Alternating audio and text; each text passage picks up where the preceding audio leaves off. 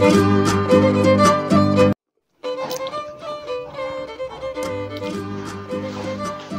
যে বাসাটি দেখতে পাচ্ছি সেটা রাজা হরিশ্চন্দ্রের বাড়ি।